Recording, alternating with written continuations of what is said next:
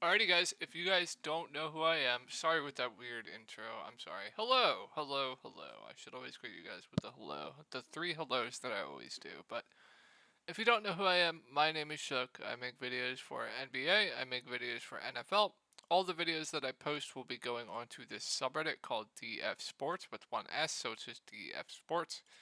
A lot of people post content here, some really great stuff, but you can find my posts here. My username is Shook. I post all of the news that comes out. Um, and yeah, people talk strategy here. I answer all of your questions. Really good place to be. And then if Discord is something you're interested in, where I have player pools with cores and stuff like this, for cash and GPPs, private videos, little sneak peek there. A really great community. I'll have a link to that below. So let's take a look at my lineups from tonight. So another really, really good night for me. So, I played a really chalky lineup. And the reason for that was I was playing a lot of cash. As you can see here, I went like 60% cash tonight. So I was like, you know what? I'm just gonna play this cash lineup. I'm gonna play cash tonight, and I threw it in a GPP. So that's what I did. It actually ended up crushing, as you can see here. I went with Markel Fultz, Terrence Ross, Franz Wagner, Bol, Kristaps Porzingis, Alec Burks, Giannis Antetokounmpo, Naz Reid. The core that I had for today was Markel Fultz, Bol, Giannis Antetokounmpo, and Naz Reid. All of which absolutely smashed. Outside of Bol, he still reached value, but 4 out of 4 on the core. Absolutely amazing night. And then night slate absolutely smashed too. So the core that I had for night slate was Josh Hart, smash. Damian Lillard, smash. Drew Eubanks, smash. Domantas Sabonis, reach value. So I hit everyone on the core today, man. 8 out of 8 on the core for me today. Feels really, really good. Things have been going my way of late. Even like I dealt with massive foul trouble today with players. Like Mike Conley had 5 fouls. Simons got injured, came back. Josh Hart got injured, came back. Drew Eubanks was in massive foul trouble. What else? On the main slate, Terrence Ross got into massive foul trouble. Bol got into massive foul trouble. Kristaps Porzingis, I believe, even got into some foul trouble. Naz Reid got into massive foul trouble, so it could have been an even better night, but unfortunately, a lot of my players did get into foul trouble. But happy to take a W there, and let's go over this NBA slate for Saturday the 1st, or the 31st. So let me pull up NBA team pace rankings and defensive ratings. Ugh. Ugh. Ew.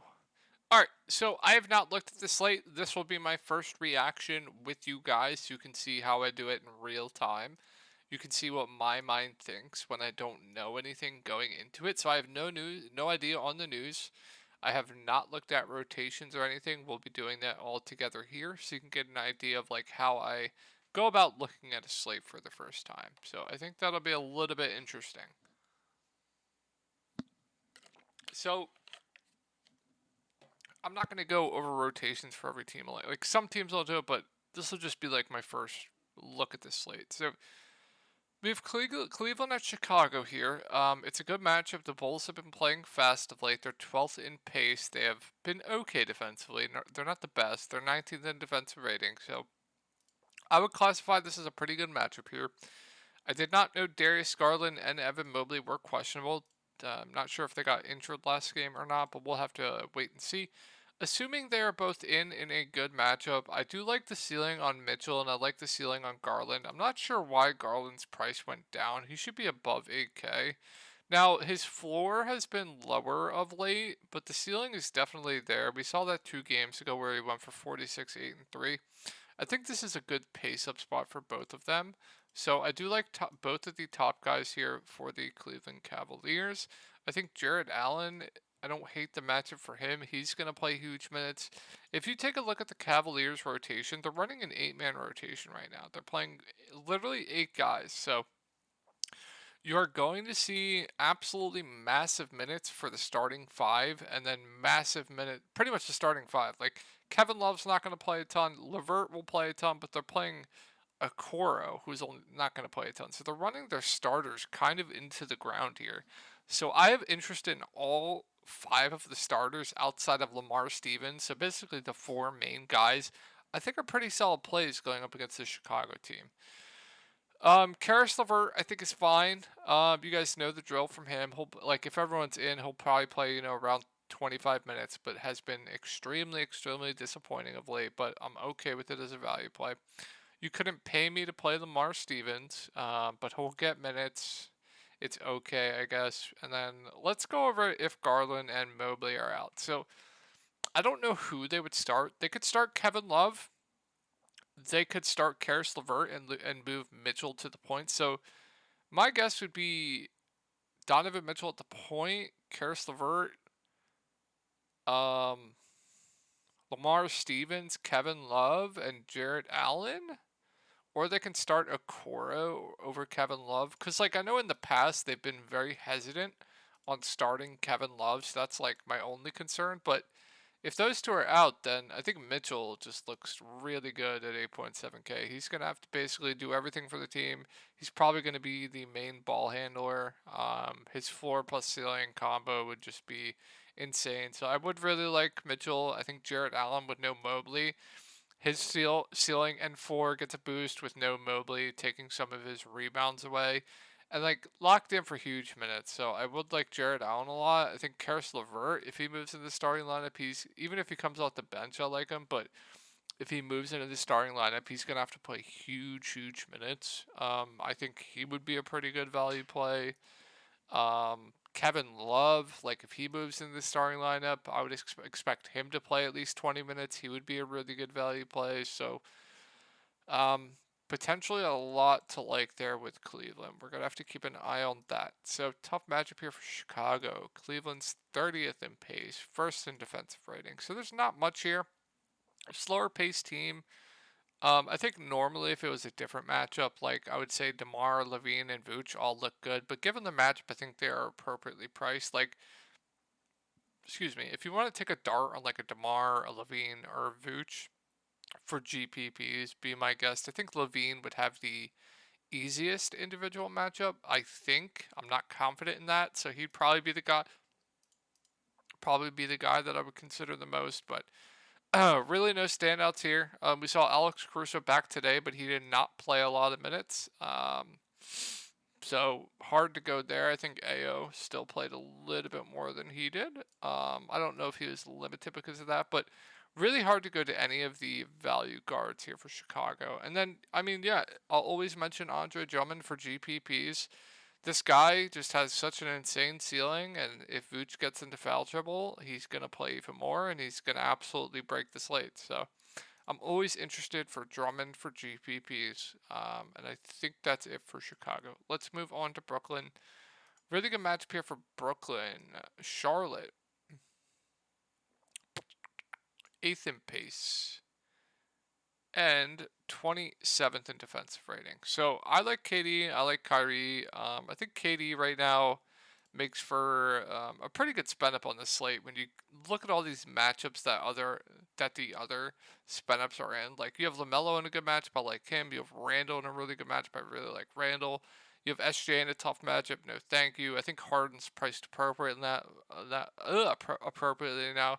You have Luka in a phenomenal matchup. You have Joel Embiid in a phenomenal matchup. So it's not going to rank highly for me compared to the other spend ups. But man, these 2 teams both play fast. They don't play a lot of defense. You could see a 40-point triple double here for Kevin Durant. So he's probably going to go low owned tomorrow if I had to guess. I think Luka is going to get a lot of ownership. I think Embiid's going to get some ownership given the matchup. So I do like Kevin Durant a lot for GPPs. I think Kyrie Irving at 8.6K. I like his ceiling quite a bit in this fast-paced matchup.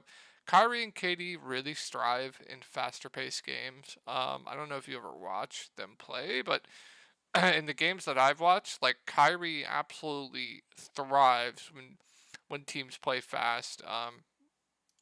So I do like both the top two guys here. Ben Simmons is just there for me at 6.2K. Like I think he's fine, but like I'm not gonna go out of my way to play him. I mean, I take that back. I think he's solid, actually. So I like all three of the top guys here. Claxton, if you want to ride that Bigs against Charlotte narrative, be my guest. Been a little up and down of late. Minutes definitely aren't secure, and he's not going to play huge minutes. But, 30 minutes of Claxton in this matchup, I think it's fine. Might go over owned because of the Charlotte matchup, but I'm fine with it. TJ Warren's had a consistent role off the bench. I think he continues to play mid-20s minutes with no Joe Harris, so I think he's an okay value play. Royce O'Neal, he'll play huge minutes, but more out there for, stand in the corner, play a little defense. So I'd much rather go to TJ Warren over a guy like Royce O'Neal. Seth Curry's minutes, he's like not even in the rotation. Like, why did you even trade for this guy? It's like, why? Why? Why? Why? Ah, man. Brooklyn, 23rd in pace. They've been slower than I thought. Interesting. And better defensively than I thought. Where are they? 10th in defensive rating. So, you guys know what I'm going to say here. We have no Oubre. You guys know I love LaMelo Ball always. Like, I always love LaMelo. I think it's a spot where he could just absolutely nuke here. You have no Rozier, so they're just going to run an extremely tight rotation with the main guys. So, there's a lot of spend ups on the slate. You're going to have to make some tough calls. Like, he's not my favorite spend up, but I think. I think people are going to stay away due to the price. I think people are going to stay away because you have other spend ups basically around the same price tag that look a lot better. So, yeah, for GPPs, I definitely do like it. Terry Rozier, I think, is much easier to get to over LaMelo, and then you have a piece of this game. He's that shooting guard, shooting forward eligibility. With no Kelly Oubre, he's probably going to have to play, 38 plus minutes. Has been very, very bad of late, but we know he has like 50 fantasy point upside. So I do have some interest in Rozier. Gordon Hayward finally surpassed 30 fantasy points. It's an absolute miracle. But once again, I'm going to keep saying it. He's going to play huge minutes with no Oubre, but he does not have a ceiling. His ceiling is like, 40 fantasy points? And when you're rostering a 6K guy, you want 40 fantasy points. And this is like his uber ceiling. So really hard for me to get to Gordon Hayward. I like the front court once again. PJ, Plumlee have both been playing extremely well of late. I don't have a lean on which I like more, but I think they're both good plays in the mid-range. We did get confirmation that I do believe Mark Williams is going to continue to play the backup 5. So if you want to take a shot on a 3.5K Mark Williams, be my guest. But I have a feeling he's going to be a little bit overowned from last game. So yeah, just be careful there. Let's move on to the Knicks. This is a team that we're definitely going to want to have some interest in tomorrow. The Houston Rockets are 17th in pace. They got to be playing faster, man. They were first in the league last year. They're down to 17th. That's just a crime. 28th in defensive rating. So we already have RJ out. We have Brunson questionable. So let's pull up the rotation from the other nights. I don't know what they're doing because they were playing Evan Fournier over Miles McBride. So you saw an 8-man or 9-man rotation. You had Jericho Sims play 10 minutes, but you saw Evan Fournier play 17 minutes. Make it make sense. Make it make sense. Make it make sense. But we have Brunson questionable. Go over both ways. Even if Brunson's in, I think Randall looks really good going up against Houston. He's just not leaving the court right now. He's pretty much doing everything for this team right now, too. He's like playing point, like playing the 5, playing the 4. He's literally playing every position. So I like Randall a lot. I think Brunson, if he plays at 7.3K with no RJ, is too cheap. Like him quite a bit. Quentin Grimes, if Brunson's in, no thank you. I think that price is definitely appropriate. I still would have interest in Quickly, even if Brunson's in. I still think he's going to have to play pretty big minutes. He could still start too, so I still would have interest in Quickly. Mitchell Robinson, I think is a good spot for him against Alfred Sengun. I'm not scared of him defensively. Has flashed the ceiling of late, so I don't hate it. And then I don't really think I'm going to get to anyone. I think McBride will still play a decent amount, but he's a guy that needs the minutes to get there. So I probably would prefer Brunson to be out to go to McBride, but I think it's still doable even if Brunson's in. Let's talk about if Brunson's out. Then Randall looks amazing. Quentin Grimes would be okay. Emmanuel Quickly is still way too cheap. He would look phenomenal, like way too cheap still. Mitch is still fine, and then you can consider McBride at 3.5K, but just please don't go to Evan Fournier. Like, why are we going to Fournier? Why? Why? But yeah, McBride would be fine if Brunson's out. And I think that's it, guys. Like, you couldn't. I'm not going to play Evan Fournier. Like, I'm not. So a lot to like there with the Knicks, regardless. So tough spot here for Houston, the New York Knicks. Why does my browser keep like stalling? Hello. Browser.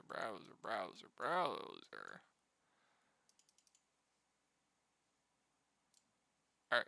You know what? Screw the team pace rankings. We already know. If you watch the NBA, you know it's a good matchup or not. So, tough matchup here for Houston. The Knicks play slow, play good defense. So, Kevin Porter Jr., Jalen Green, they're just tournament options for me. Like, Jalen Green had a massive game in a bad matchup last game up against Dallas. So, I thought he went for more. I could have sworn he was, like, nuking the slate. Was it Kevin Porter Jr.? No, it was neither. But both haven't really like flashed uber ceilings of late. They've been living in that like 30 to 40 fantasy point range, which is fine at their respective prices. But it's a tough matchup, so they're more just GPP only plays. What are we doing with Sengun's minutes? I understand he's in foul trouble a lot, but play this guy more. What are we doing? So nothing more than a dart for me for GPPs. I don't understand why Jabari Smith price keeps going down. I don't get it. Minutes have been on a downtrend, which is a little concerning, but he's probably going to play around 30 minutes. A guy that can stuff the stat sheet, a very good rebounder. I think he's solid. We have Eric Gordon out, so probably not going to get to KJ Martin. Eric Gordon himself, I think is playable at 3.5K. We know what he's going to do. He's going to sit in the corner. He'll get you a few rebounds. He'll shoot the ball. Probably like 7-10 times. If he's hitting his shots, he has this type of ceiling.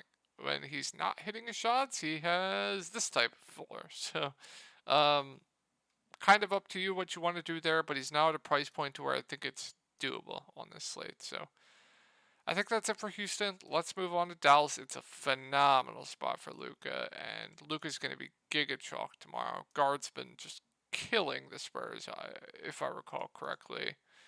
No Vassell either, so that's good. So Luka looks phenomenal.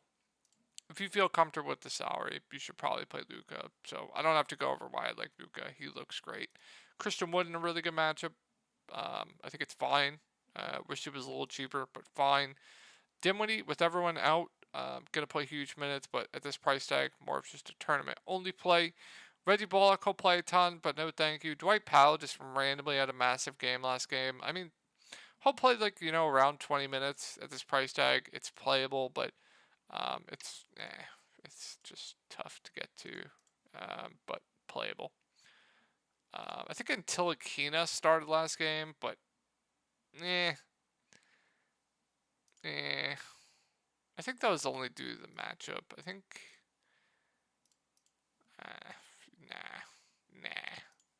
Let's go to Spurs. A tough matchup here. We have Vassell doubtful. So I like the ceiling on Keldon. The thing is here, though, they're not going to play Keldon or Trey Jones huge minutes. They're going to stay around that 30 to 32 mark. So while I do like both their ceiling with no Vassell, I think both look good. It is a tough matchup, so just be a little bit careful there. But like both the top two guys, Jakob Poeltl at 5.7K. He'll play, mid-20s minutes. I like the matchup against Christian Wood a lot, so I definitely do have some interest in Jakob Poeltl.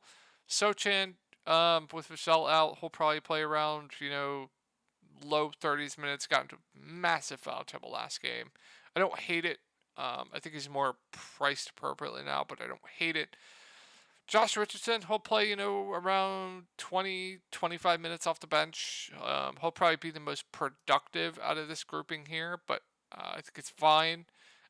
We saw Romeo Langford move into the starting lineup, and when he started, he's actually produced. He started here against Miami, he went for 30. He started here against the Knicks, and went for 30. So if Romeo starts again, I think it's fine. Not a high usage guy, but he's 3.4K, should play a lot. Has produced well in the starting lineup, so he's shot the ball a ton when he's been in the starting lineup as well. So yeah, fire up some Romeo Langford.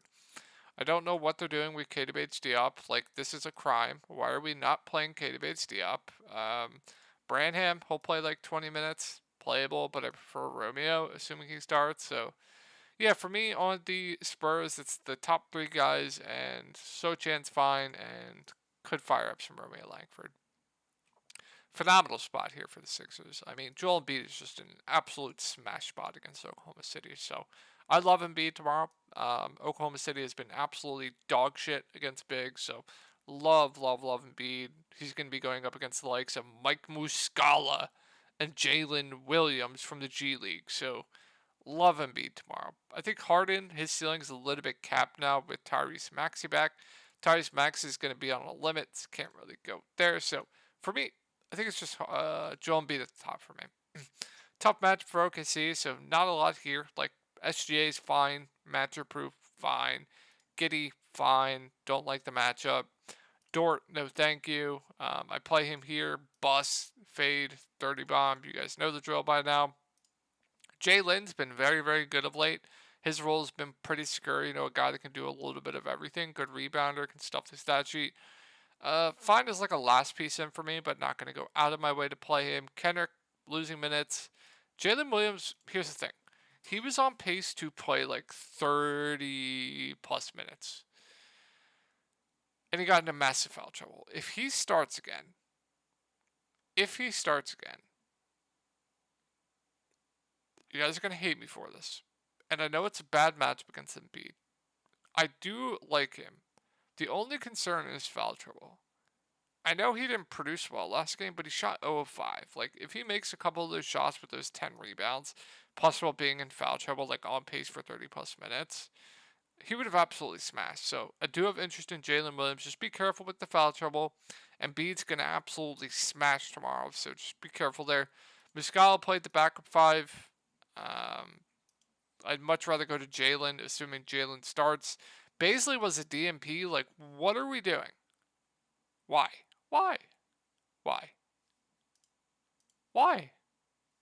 So, can't go there. We'll just monitor the starting lineup. Let's move on to the Pelicans. So, it's a tough spot, but you guys see that CJ McCollum game tonight? What the fuck was that?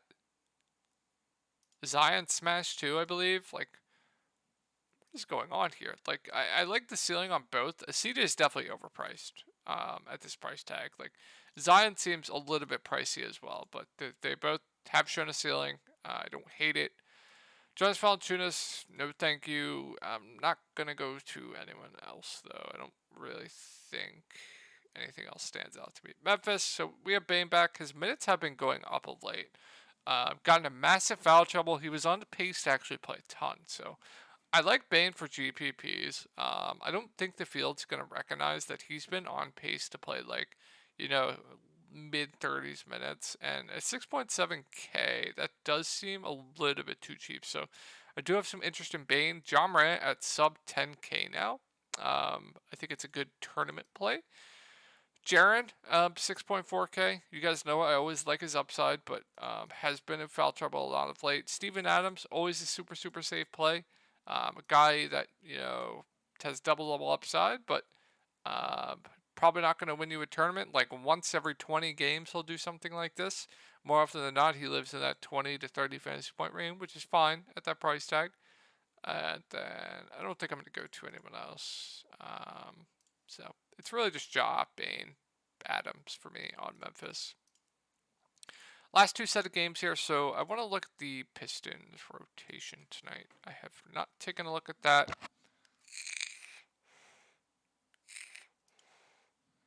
So let's take a look here. We saw Sadiq Bey move into the starting lineup, play 30 minutes. We saw Jaden Ivey play 30 minutes. We saw Jalen Durham play 30 minutes. We saw Isaiah Stewart play 33. We saw Alec Burks only play 21.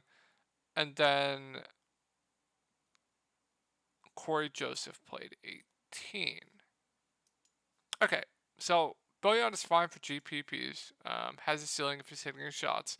Jaden Ivey was very, very underwhelming. I thought he was going to do a little bit more than 30 fantasy points, but I like him for GPPs, like the ceiling. I think Jalen Duren is solid going up against Minnesota, especially if Gobert's out. If Gobert's in, probably don't have as much interest. Isaiah Stewart is fine at 5K. They're all just like fine for me. I think Isaiah Stewart has the highest ceiling between the bigs, so I might prefer Stewart to Duren. Alec Burks didn't play as much as I thought he was going to play, but he still smashed. I think he's still solid. Sadiq Bey, if he starts and plays 31 minutes again, I like a lot for value. This is definitely an outlier. I think he's going to perform better than that. He shot 4 of 13, still went for 22. So even if he comes off the bench, I like him. But if he starts, even better. So I do like Sadiq Bey quite a bit. I'm not going to get to Kojo. Like, he'll play the backup point. Like 20 minutes of Kojo, I don't really think that's enough. But if you want to go there, be my guest. Good matchup here for Minnesota. We already don't know if Gobert is going to be out. It is an illness, so we'll go over it both ways. If Gobert is in a good matchup, I think D'Lo is definitely my favorite. They're just running their guys into the ground right now, so I do like D'Lo. Rudy Gobert, if he plays, I forgot we're not talking about this guy. Probably not going to get. I mean, Naz Reid has been playing alongside Gobert, so I'm expecting low to mid 20s from minutes from him in a good matchup. I do like him for value. And then if Gobert is out, then Ant, D'Lo look good. Kyle Anderson, did he play tonight? He did. I assumed he was on a limit. No, thank you. McDaniels, always in foul trouble, but fine. But Naz Reid would be the best play on the slate. Wouldn't be close. Jalen Noel is always in play for tournaments. He'll play mid 20s minutes. Has a ceiling with McLaughlin out, so I'm gonna have to monitor that Gobert news. Let's move on to Miami. It's a good spot here. I'm gonna be honest. Everyone's priced up from when everyone's out, so I have no interest in Miami. And I'm gonna be honest here. This is the worst late night hammer that I've ever seen in my entire life, so I have no interest in the Utah Jazz. So hope this helped, and I will talk to you all tomorrow.